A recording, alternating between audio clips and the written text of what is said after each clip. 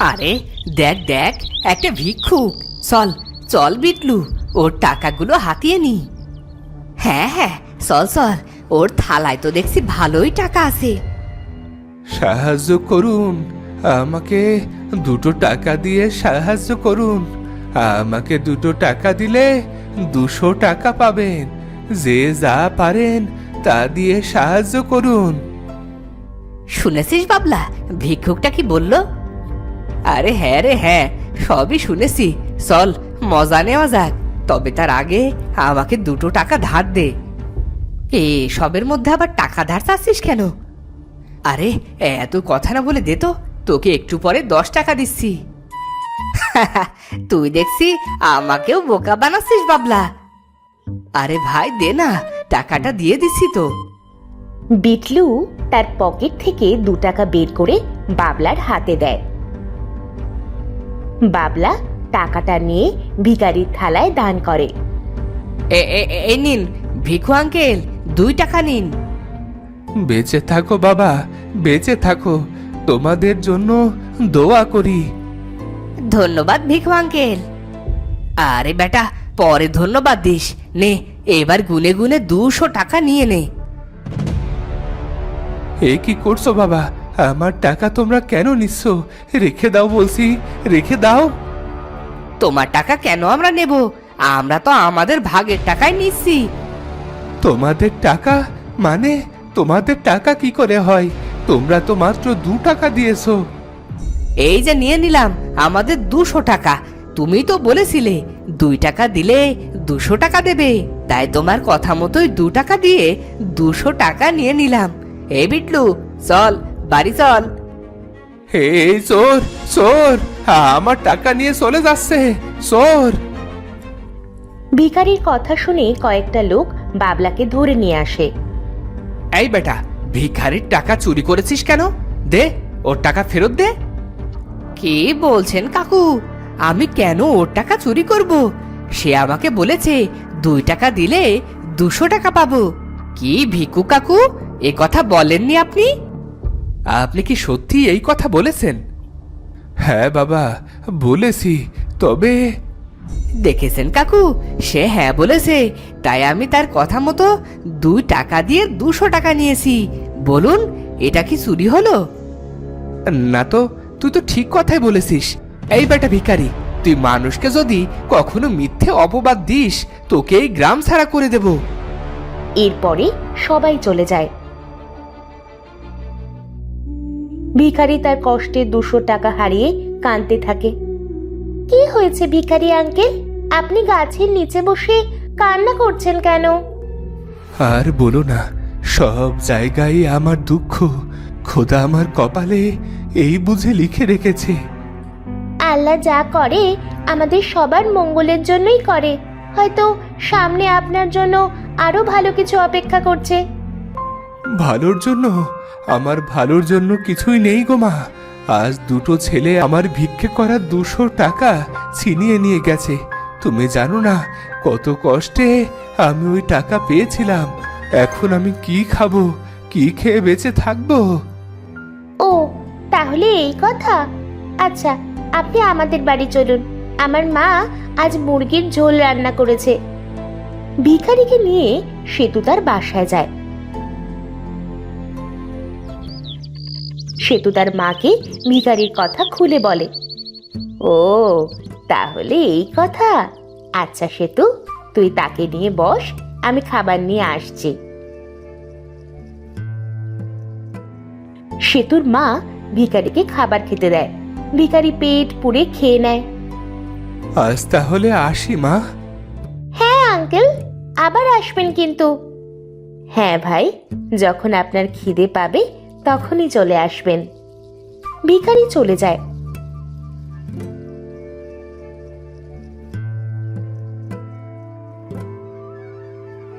আর তখনই ভিখারির মনে পড়ে তার পুঁটুলি সে সেতুদের বাড়ি ফেলে আসছে। এই দেখো কি কাণ্ড, আমার ভিক্ষে করা থালাটা যে ফেলে এসেছি। যাই, আবার গিয়ে নিয়ে আসি। ভিখারি তার ফেলে আসা থালা নিতে সেতুদের বাড়ি আসে। আর তখন সে শুনতে পায় ঘরের ভেতরে সেতু আর তার মা কথা বলছে। মন খারাপ করো না মা, আজ রাতে না হয় না খেয়েই কাটাই। আমি তো না খেয়েই থাকতে পারবো, কিন্তু তুই তুই তো আর না খেয়ে থাকতে পারবি না বল। আজ মেহমান না আসলে হয়তো আমাদের রাতের খাবারটা বেঁচে যেত। ভিখারি বাইরে থেকে সব কথা শুনে সেতুদের বাড়ি থেকে চলে আসতে থাকে। হায় খোদা, এরা তো দেখছি দিন আনে দিন খায়, একেবারে আমার মতোই অবস্থা। আমাকে তাদের রাতের খাবার খাইয়েছে, আর এখন রাতে তারা উপোস করে থাকবে। এদের জন্য কিছু করতে পারলে নিজের কাছেই ভালো লাগতো। পরের দিন ভিখারি একটা গাছের নিচে বসে ভিক্ষা করছিল। কি গো কাকু, আজ কেমন রোজগার হলো? তা তোমরা তোমরা আবার এসেছো? যাও বলছি, যাও। বাবলাকে তো কাল 200 টাকা দিলে, আজও কি 2 টাকায় 200 টাকা পাবো? তোমরা আমার সাথে অন্যায় করেছো, যাও, ভাগো ভাগো বলছি। ভিখারির সাথে আবার অন্যায়? ভালোই ভালোই আজকে চাঁদাটা দিয়ে দাও, নয়তো কালকের মতোই হাল করব তোমার। চাঁদা? কিসের চাঁদা? ওরে বাবা, আমাদের এলাকায় ভিক্ষে করবে আর আমাদের চাঁদা দেবে না, তা কি করে হয়? এই কথা বলে তারা ভিখারির সব টাকা ছিনিয়ে নেয়। ভিখারি চোর চোর বলে চিৎকার করলে কয়েকজন লোক চলে আসে। আরে এখানে হচ্ছেটা কি? দেখুন না কাকু, আমরা এদিক দিয়ে যাচ্ছিলাম, আর তখনই এই ভিখারিটা আমাদের সব টাকা ছিনিয়ে নিয়ে ওর থালায় রেখে দিয়েছে। ভিখারি চোর, মার মার ওকে, মার। ভিখারিকে মেরে তারা চলে যায়। আজও সেতু ফেরার পথে ভিখারিকে গাছের তলায় শুয়ে থাকতে দেখে। এ কি হয়েছে আঙ্কেল? আপনার সারা শরীর দেখছি রক্তে রক্তাক্ত হয়ে আছে। ও তেমন কিছু না, ওই দুষ্টু ছেলে দুটো আজও আমার টাকা ছিনিয়ে নিয়ে এই হাল করেছে। ইস, চলুন আঙ্কেল, আমাদের বাড়ি চলুন। ভিখারিকে নিয়ে সেতু তাদের বাড়ি আসে। এরপরে সেতু আর সেতুর মা ভিখারির হাত পা কাপড় দিয়ে বেঁধে দেয়। শোন সেতু, লোকটার অবস্থা বেশ ভালো নয় মনে হচ্ছে রে। আমি আমাদের এই বাড়ির দলিল মণ্ডল মশাইকে দিয়ে কিছু টাকা নিয়ে আসি, তারপরে ডাক্তার নিয়ে লোকটার চিকিৎসা করাবো। ঠিক আছে মা, তুমি যা ভালো মনে করো। ভিখারি পাশের রুম থেকে সেতু আর সেতুর মায়ের সব কথা শুনে ফেলে। হায় খোদা, পৃথিবীতে এদের মতো মানুষ আছে বলেই এখনো পৃথিবী ধ্বংস হয়নি। আঙ্কেল, আপনার দেখছি জ্ঞান ফিরেছে। তা আঙ্কেল, আপনার পরিবারে কি কেউ আছে? পরিবার? পরিবার বলতে সবকিছুই ছিল, কিন্তু তা আজ অতীত। কি সেই অতীত আঙ্কেল?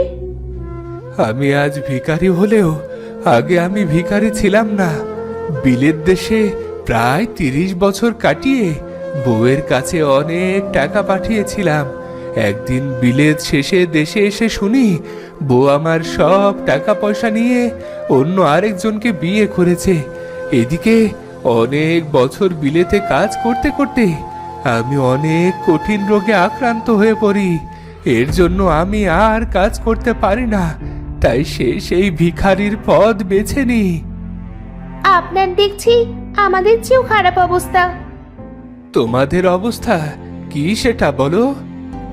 আমাদের পরিবারটা অনেক সুন্দর ছিল। আমি যখন ছোট ছিলাম তখন আমার বাবা বিলেতে কাজ করতে চলে যায়। সেই যে গেছে আর আসেনি। সবাই বলছিল যে বাবা নাকি মারা গেছে, আর তখন থেকেই মা মণ্ডল বাড়িতে কাজ করে আমাদের সংসারের হাল ধরে। আর তখনই ভিখারি একের পর এক কাঁদতে শুরু করে।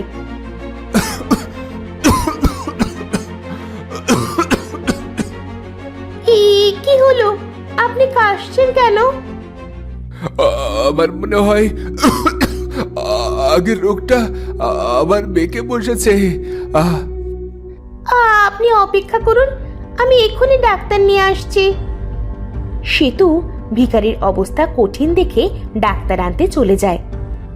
এদিকে আমার থাকাটা একেবারে ঠিক হবে না। আমি এদের আর কষ্ট দিতে চাই না।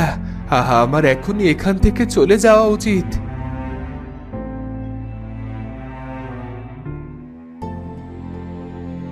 ভিখারি অসুস্থ শরীর নিয়ে সেতুদের বাড়ি থেকে বেরিয়ে জঙ্গলের দিকে যেতে থাকে। যেতে যেতে সে একসময় নদীর ধারে চলে আসে। না, আমি আর পারছি না। আমি আমি আর বাঁচতে চাই না এভাবে। এর সমাপ্তি আমাকে এখনই করতে হবে। ভিখারি নদীতে ঝাঁপ দিয়ে মৃত্যুর কথা ভাবে।